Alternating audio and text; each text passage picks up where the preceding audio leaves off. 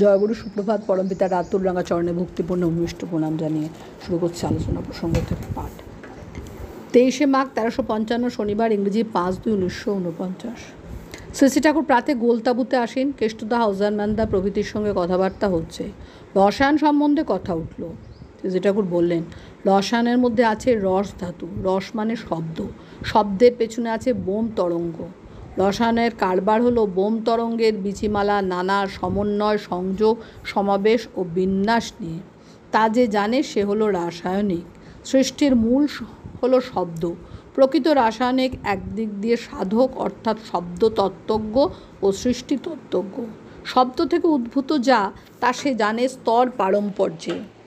আবার আছে রসৌবৈশঃ, পরম কারণ ও পরব্রহ্মকে শব্দ বলে অভিহিত করা হয়। কারণ জানা মানে শব্দব্রহ্মকে উপলব্ধি ও আস্বাদন করা, এক কথায় তাই হয়ে ওঠা।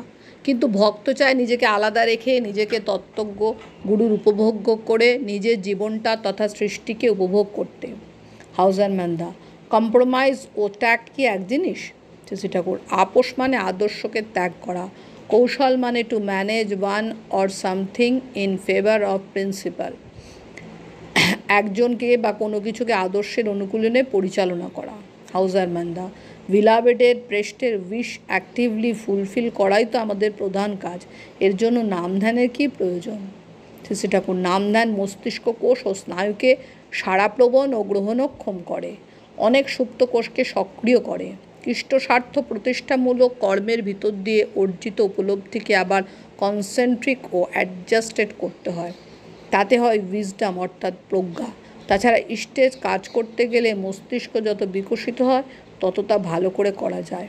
হাউজারম্যানদা, ভিশন অ্যান্ড সাউন্ড হয়, সে কি? সেটা নাম করতে করতে ইন্টারসার্কুলার কম্বানশন, আত্মকৌশিক বিস্ফোরণ হয়।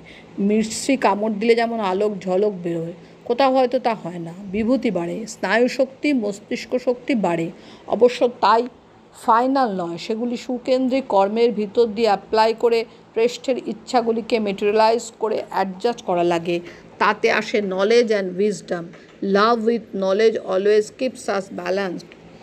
পরেশদা, বিচারের ভার নিজের হাতে নিতে যেও না, একথা বলে কেন? শশী ঠাকুর, তোমার উপর অন্যায়ের বিচার নিজের হাতে না নেওয়াই ভালো।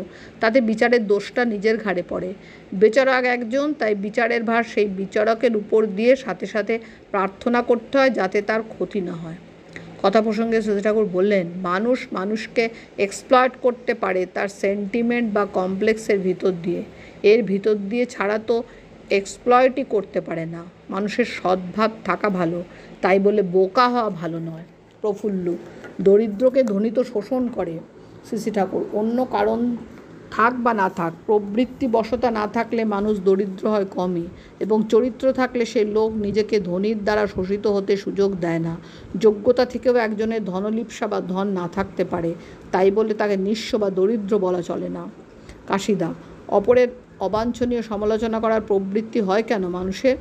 শশী ঠাকুর, শিথিল সম্বেগ যাদের, স্ট্রং ইন প্রিন্সিপাল নয় যারা, তারা ওই রকম করে। চায়ের দোকানের গল্পের মতো। জয়গুরু বন্দে পুরুষোত্তমম।